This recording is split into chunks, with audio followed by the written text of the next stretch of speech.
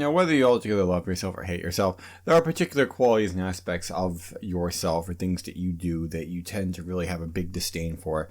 Things that you are subconsciously aware of, but do have the opportunity to be consciously aware of. The problem in bringing it to the conscious mind is that you will do everything you can to protect your ego from suffering the sort of minute trauma and the conviction that it might feel, the regret and the remorse it may feel, and coming to the revelation that you, in fact, do a particular thing. And so what will it do to displace this problem? Well, it will simply see it in other people. If I'm arrogant, I may perceive other people who I bash heads with as arrogant. We will either maximize, and through confirmation bias, maximize the particular negative qualities of one person to find these particular insecurities of ours, or we may altogether just imagine them too.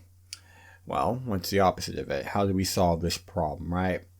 Well, it does take some outside help sometimes and gain this level of self-awareness. Otherwise, you're going to have to look at people and ask yourself, hey, is this something that I do? And it'll be a slow thing at first. You will have plenty of rationalizations and doubt, some of them even reasonable, that you don't do a particular thing that you hate, right? But I almost guarantee it to you.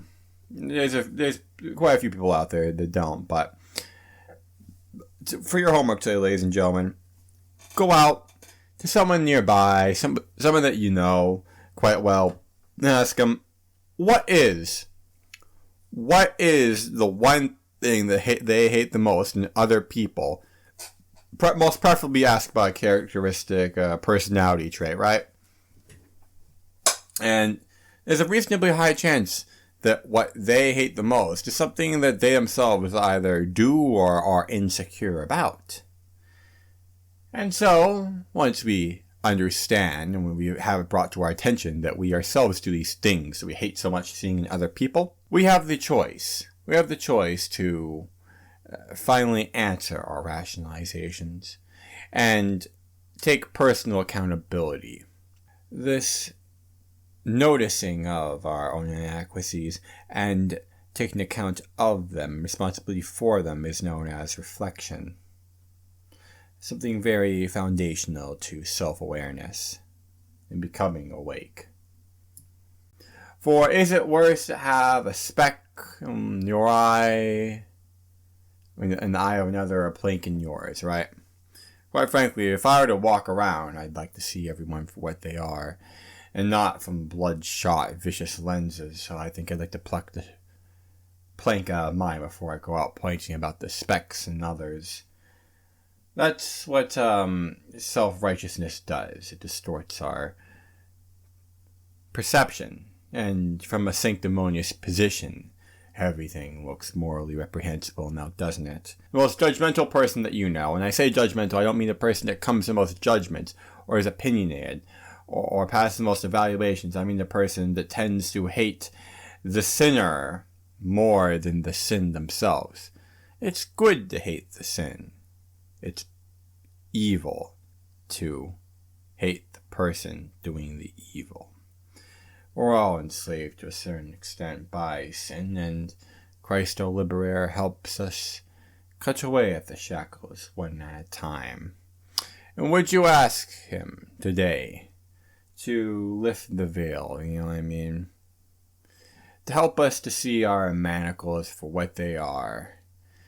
Man's fruitless machinations in an attempt for what? Self-glorification, self-preservation. Well, all these particularly selfish endeavors that stems from the darkness of our hearts, and the lust so natural to us. And while there is no bad thing about wanting to tame all that is around us and conquer, sprawl and create, we are attacked with certain restraints. Restraints where we check ourselves before we wreck ourselves, and to pull the freaking forest from our eye sockets before we go about saying timber to someone, some small piece of wood in someone else's, huh? Don't cut people down so quickly if you even suspect that you suffer from a particular problem. Or, even then, be honest with other people that you yourselves have this problem, and help them and help yourself in working towards accountability of each other. Yeah? Anything that will help everyone solve their problems. If you enjoyed this content, please give a like, follow, and subscribe. All those are things for the various platforms I'm on. This has been the Wicked Generation, and we are It's Redeemed. And I do hope that you continue to indulge in this series of smoke and mirrors that will cast protect ourselves. Peace be upon you all, and until the next time.